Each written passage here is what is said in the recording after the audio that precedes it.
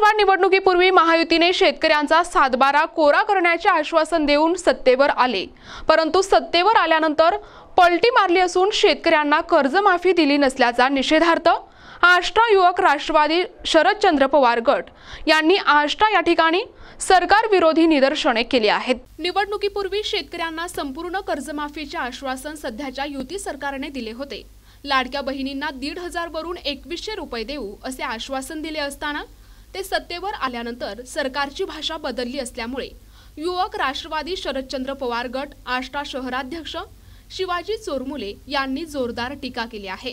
यावेळी राष्ट्रवादी शरदचंद्र पवार गट शहराध्यक्ष प्रकाश रुकडे, बाबासाहेब सिद्ध, अनिल पाटील, सुनील माने, प्रभाकर जाधव, प्रवीण वारे, राजकेदार आटुगडे, राजू माने अध्यक्ष, सोमाजी डोंबाळे, प्रकाश सिद्ध आदी उपस्थित होते।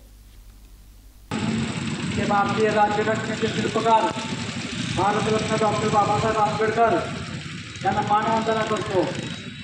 आज या ठिकाणी या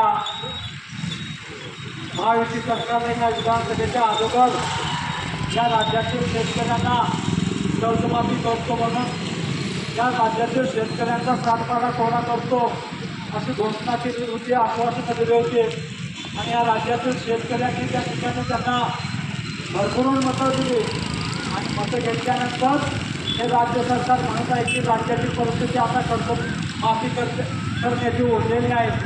आज तुम्हाला जर तुमची पोहोच नव्हती तर या राज्यातील शेतकऱ्यांना तुम्ही कर्जमाफीचे आश्वासन का दिले?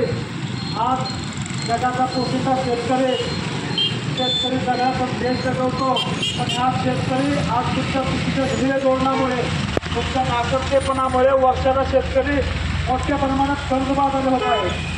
आज राज्याचे मुख्यमंत्री माणिकराव कोकाटे म्हणत आहेत शेतकरी 10 वर्ष कर्ज फेडत नाही आणि कर्जमाफी दिल्यानंतर त्या ठिकाणी जे शेतीमध्ये पैसे गुंतवत नाहीत का तर त्यांच्या मुलांचे मुलींचे लग्न आणि साखरपुड्यामध्ये हे पैसे गुंतवतात। आज मला ह्या राज्याच्या मुख्यमंत्र्यांना सांगायचं आहे तुमच्यासारख्या 50-50 कोटी घेऊन या पक्षातून त्या पक्षात शेतकरी कधी त्या ठिकाणी फिरलेला नाही। शेतकरी आपल्या पक्षाचं कामाचं काम मागतोय। आज खऱ्या अर्थाने लोक सांगायचं म्हटलं तर या सरकारच्या चुकीच्या ध्येय धोरणामुळे शेतकरी मोठ्या प्रमाणात कर्जबाजारी होत आहे, आत्महत्या करत आहे। आपल्या वाढवड्या ठिकाणी जमण्या इकून शेतकरी आपल्या त्या ठिकाणी उदरनिर्वाह करत आहे।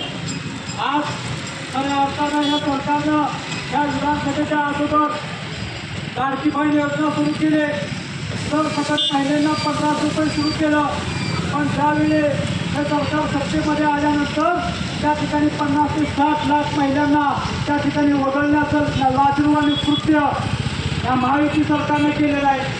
आज महिलांच्या सातत्यानं अत्याचार होत आहे, अतिप्रसंग घडत आहे, अमानुषपणे हत्या होत आहे।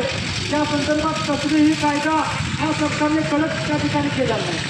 आज सातत्याने महापुरुषांचं आव्हान करण्याचं धोरण या राज्यकर्त्यांना दिलं।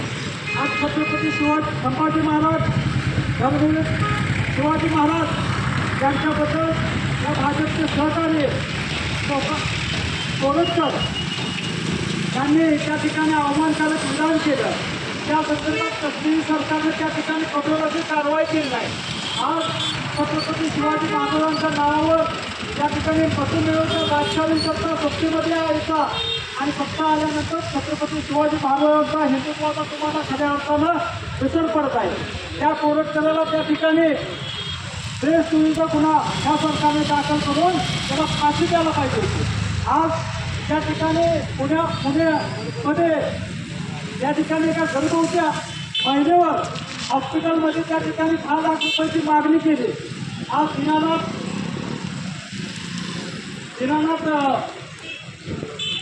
मंगेशकर हॉस्पिटलमध्ये त्या ठिकाणी मागणी केली। आज गर्भवती महिला त्या ठिकाणी पैसे असूनही त्या ठिकाणी त्या महिलेचा मृत्यू झाला। या संदर्भात या सरकारने काही कठोर पावलं घेतली नाही।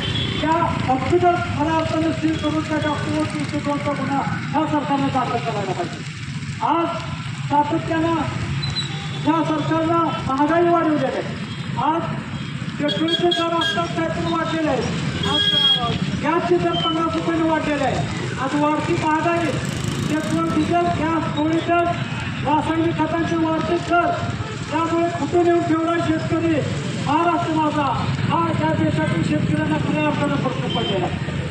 आज मी या सरकारचा राष्ट्रवादी काँग्रेस पक्षाच्या वतीनं तीव्र असा निषेध व्यक्त करतो आणि येत्या काळामध्ये या स्थानिक स्वराज्यामध्ये या राज्यातील जनता, महिला वर्ग, शेतकरी वर्ग यांना सत्तेवरती बसू देणार नाही आणि येत्या काळामध्ये यांना सत्तेवर खाली खेचल्याशिवाय त्या ठिकाणी या राज्यातील जनता त्या ठिकाणी शांत बसणार नाही. आज या महाराष्ट्र सरकारचा राष्ट्रवादी काँग्रेस पक्षाच्या वतीनं तीव्र असा निषेध व्यक्त करतो आणि सांगतो. जय हिंद, जय महाराष्ट्र. NTV news Marathi, Sangli.